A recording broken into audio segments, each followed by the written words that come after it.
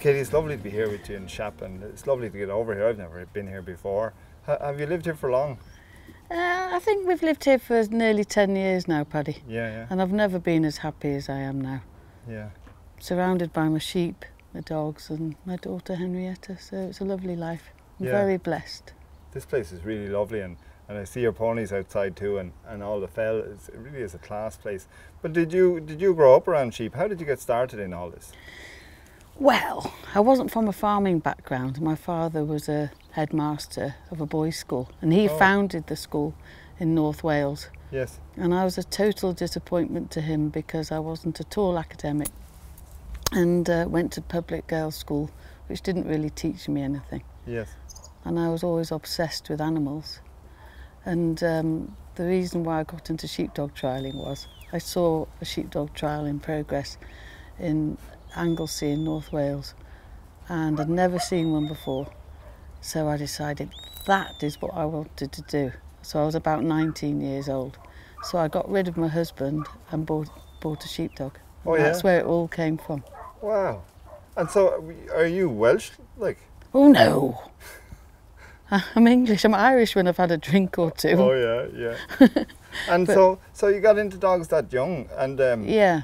What must that have been like? There must have been some really great handlers around those days. Oh yeah, Marion Jones and Glyn Jones, Bod Farry, and you know it was in Wales. I was in Wales, so Gwyn. You know, there's all these amazing, phenomenal handlers, and that's when I met Jim Cropper at Bala Sheepdog Trials, and I asked him if he'd show me how to run a dog like he did. Yes.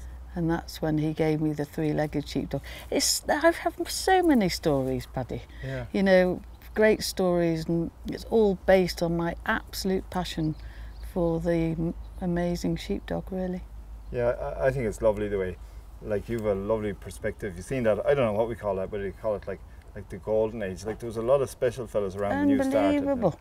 You know, I still, when I go to trials, and I'm in awe of half the sheepdog trialling people there, but in those days I just thought, you know, I felt so insecure and so absolutely gobsmacked by it all because they were phenomenal, and I still wished that Glyn Jones was about so I could ask him one or two things, you know, but yes. You know, I did glean lots of information from them all. It's funny you mentioned Glyn, because I got started in sheepdogs. I was in a bookshop one time, and my father was a farmer and we had sheep, but then I see his book and A Way of Life, and it just caught my eye and I bought it, and it was about 2 years later before I opened it and ended up with dogs. Really? But it was lovely. I got on the team back in 2000, and it was in I forget where it was, but when I saw him there, I went over to him and I said, Glyn, I have to say thanks very much for writing the book. You know, without it I wouldn't be here. Oh, that's incredible, isn't it? And it really is one of the best sheepdog training books, and it's got really nice drawings in. Did you notice the drawings? my little drawings that I did. They're yours? Yeah. No way. Yeah. Oh, that's brilliant. So all the way back then when I was learning how to do it, I was looking at your drawings there. Yeah, with little pencil drawings. Oh yeah. The other thing I noticed in it, so we've got all the sheepdog information and all the explanations and the drawings, but I loved some of the stories though at the start, and it just really drew the picture for you. Oh, it's great. And characters. In those days, the sheepdog was definitely your friend, not a machine in any way, whereas it's become a bit of a machine to people, but the sheepdog was so important to these old boys, and they knew how to treat each dog as an individual, and they had a lot more respect for them, and maybe in some ways I ought to be careful I don't say too much, but I loved the way they loved their dogs so much. You know, you look at people like Alan Leake, you know, who can't get around so much anymore, but he always talked to his dogs, and he always smiled and chatted with them, and had a tremendous, you know, they were just at one. Well, I think also maybe work was a little bit different than in neuter dogs on a much deeper level, didn't it? Yeah, absolutely. Yeah, the thing I always think about though back in those days is that boys were competitive, and the impression I have, and you can correct me on this, the impression I have is that they wouldn't tell you anything, and so you had to kind of find ways and glean the information yourself. Is that how it was, or were there some people that I suppose so, but then you did have people like Glyn and Marion Jones that would help you and give you advice. I remember Marianne said to me, I was just starting out at trials, I said, I don't know which way. I had a dog called Sykes, and I said, which way should I go on an outrun? How do I know which way to send my dog? And Marianne said, go the way you'd go with a wheelbarrow. And so my dog went straight up the field, straight through the middle of them. He said, not that way. The way you go with a wheelbarrow. Oh. But, you know, and then I remember asking him, when on the lift, when should you ask your dog to come onto the sheep? And he said, count to 10 and then ask your dog to walk onto the sheep. So I counted to 10 and the sheep was at my feet, you know, the dog was still there. But I said, there were so many things that I really was hopeless. I mean, I'm not that much better now, but in those days, I didn't have I think my sheepdog was not a pure border collie. Yes, yes. So that made it even harder. Yeah. And but there's something you mentioned now, and because I know you train people and you help people and you train a lot of young dogs and things, but do you find that sometimes when you give somebody a piece of information that's advice for what they need to be doing with their dog, that advice has a kind of it has a best before date? So while it might be relevant today and for the next 2 weeks, that the dog moves on and they need to move on, and then the advice needs to change. A little bit like the count to 10. You know, some days you don't count to 10. Yeah, exactly. It's very difficult to teach people the art of training a sheepdog. You know, it's different with obedience people. But, you know, and every combination of person and dog is different, and you know, how they connect with their dog is different. So and sometimes they don't realise which stage they need to be at. You know, it's a lifetime study, isn't it? And it is a difficult thing to teach. And so if somebody's new to trials or new to training, if you were to give them advice, like, how do you advise them? What is it the best thing to do is to tie up with somebody good and stay in touch with them regularly, or what? The first thing I say to people is, you've got to want this more than anything, because it's going to be an emotional roller coaster, and it's going to be hard. You know, people think, especially people that aren't brought up with sheepdogs, that it's a border collie, it'll round up the sheep.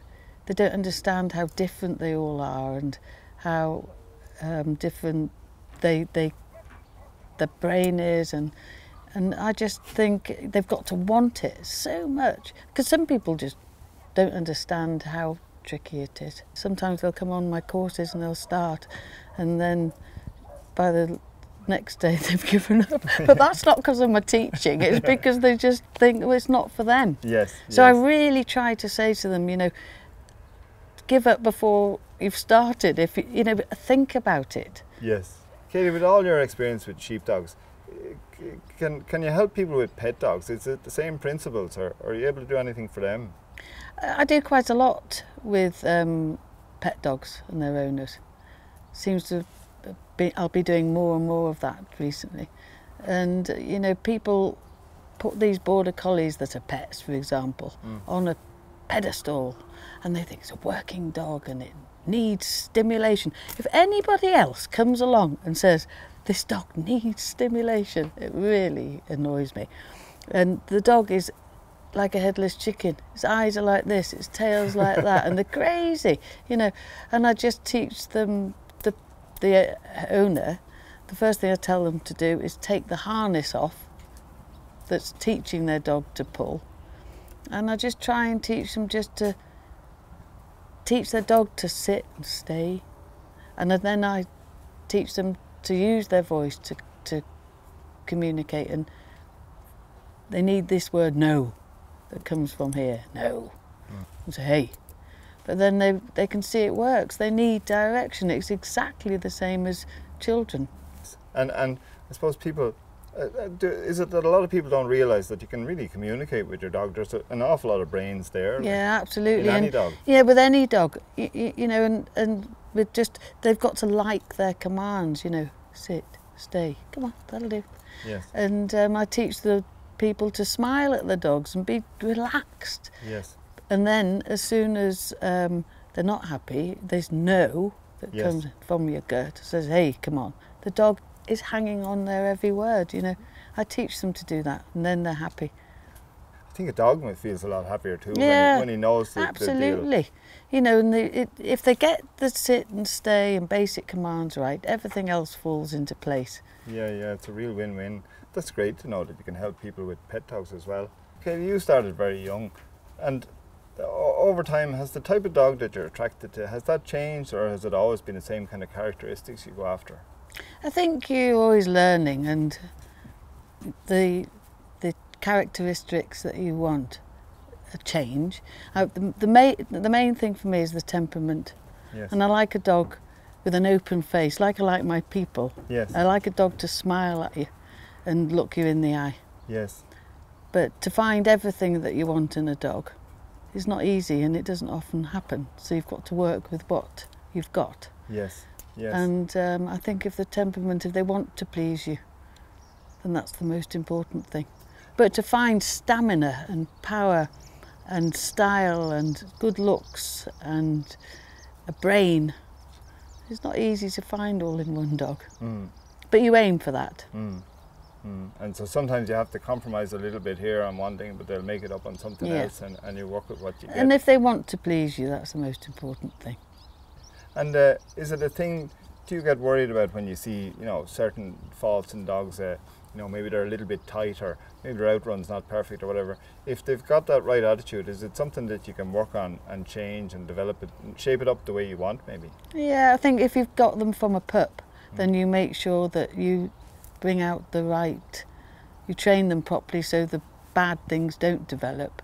But if you've got an older one that maybe is tight, but you can see they've got a nice way with the sheep, you don't want to interfere too much, because you know they'll come eventually with doing some flock work.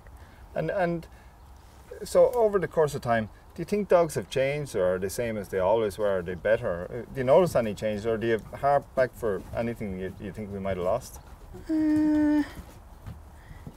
It's a job to know, really. I think there's a lot of soft dogs. I take them in for training for farmers, and they are soft. They are soft. Yes. And they, one little look from me and they're under the gate and back in the kennel, yes. Which is an awful thing. I hate to see that. But then they can go to the other extreme. But I think the stamina is missing out a lot of these dogs.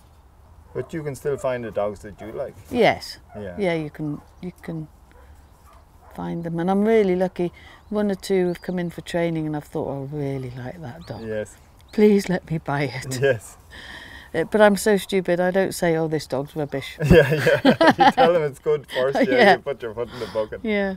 But I love them all. I love the sheepdogs. I don't like selling them, but if I have to, then I make sure they go to the right hands. Yes. And then if people aren't happy, I'll say I'll have them back. Yes. And when you were starting out, has there been handlers that have influenced you that think, is your style now, is it a modern style, or does it go back to things you saw guys doing, or is there stuff that, I don't know, like what kind of style have you, or can you describe it? Oh, I don't know how I am. I think I've improved over the since I've moved back to Cumbria, and I've done more shepherding, and I think it's a confidence thing as well. Until I won the brace in 2012, I used to think I was useless at running a dog. And so I've gradually got a bit more confidence, and, and thought that I've never been an arrogant person. Yes. And I've just done it because I'm passionate about the dogs. But I think I've improved in handling, maybe. But the people that have influenced me, obviously Jim Cropper, who gave me the three-legged sheepdog, and Glyn Jones and Thomas Longton, I think. They're probably the main people. Yes. Katy, you mentioned brace there, and I always associate with you with brace, and I saw you last year in England, and it's lovely. But I don't know anything about brace. When you start off, do you need a particular pair of dogs, or will any two dogs work, or how do you get brace going? I think because you know your dogs well, your young ones, that they've got a good temperament, first of all, and then you try them together, see if they're friends. And I've got two young ones coming up now that they like playing with each other, they're happy together. And then I just try them on some ewes and lambs, and or whatever, a big flock, and just see if they like working together. But I don't train them together then. I think, no, those are the ones I'm going to choose. Then I train them individually, put them on different whistles. I don't tend to put them on different voice commands. Yes. And then I don't, it's like with Savo and Zach, I just use them for my work. They're my right-hand men. Yes. You know, and I love working them together on the fell and in work situations. I couldn't do it without them. Yes. But once I've trained these two young ones individually that are going to take over from Savo and Zach, then I'll start, you know, working them together. But they've got to be well trained individually first. That's what I was wondering. Do you not find out that one gets greedy and he wants to do the other's work and I'll have it all, please? Or is that what you mean by temperament, that they I give think and take you don't allow them to become like that. Yeah. You know, some people might say completely different, but I think that, you know, they're so in tune with you and so want to please, and they like each other, they don't get like that. Yes. And you've got to have a good stop on them. Yes. And you mentioned then that like you have them on same commands but verbal ones, but whistles are different. How many sets of whistles do you have typically? Quite a few. Yeah. And I've got dogs that are on opposite whistles. But and you're able to remember and what two of as them soon as together? I take that dog into the field or on the fell, I'm with that dog. It doesn't matter that they're on opposite to the dog I ran yesterday. Wow, wow. It's like being ambidextrous. It's weird. Yeah. Because with a lot of things, I'm so uncoordinated, but I seem to be able to get that. I don't know why. It's weird. That's very interesting. And so you mentioned the young dogs you have coming up. What kind of things, like, when do you start to see it? Very early on with their temperament.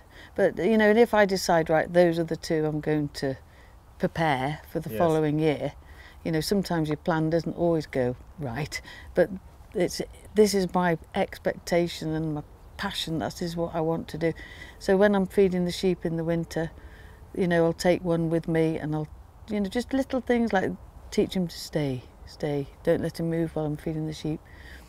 And I always go back to them, good dog, good dog. So they're learning to stay there and do as they're told very early on.